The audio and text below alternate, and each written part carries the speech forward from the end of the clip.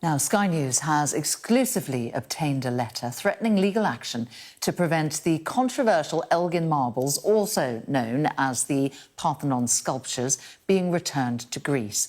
The letter has been signed by figures including the former Prime Minister Liz Truss and the historian David Starkey.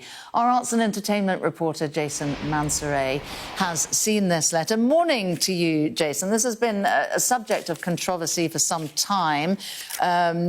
We understand George Osborne has made various commitments over the years at the helm of the British Museum to return these.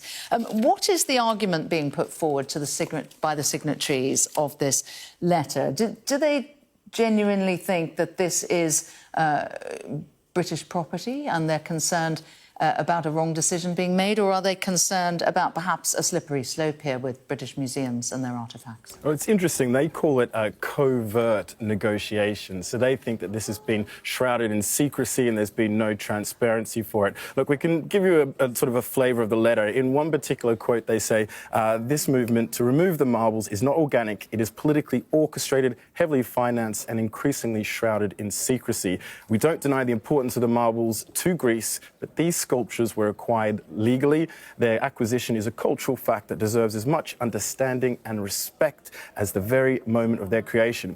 Now, it is interesting to point out that there is obviously debate from both Greece and Turkey. Remember, Turkey ruled Greece at the time as part of the Ottoman Empire. And we also have to talk about ownership of these. I think there is sometimes some confusion about who legally has right to these. The government, the British government, does not own these. It's actually the British Museum and its trustees that own it.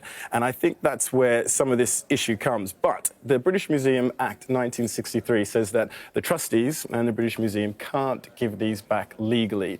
Now, as recently as May, Sir Chris Bryan, Culture Minister, said in a Westminster Town Hall debate that there is no intention for the government to change the law. And the government has been very clear that it's a matter for the trustees. But the letter does have some merits. As you mentioned there, George Osborne has been very transparent about his want to find a loan deal and an agreement that is mutually beneficial between Greece and Turkey. In fact, the British Museum has gone as far as to say that discussions with Greece about the Parthenon partnership are ongoing.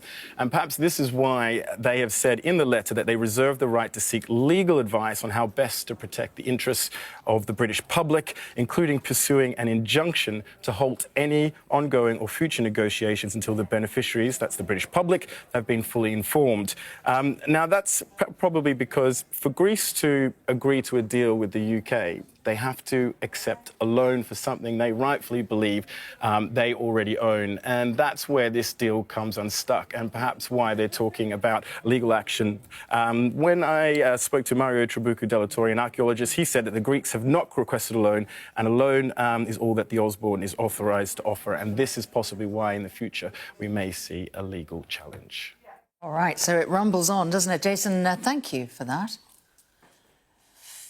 So let's bring you some of the day's other news now. The US singer Chris Brown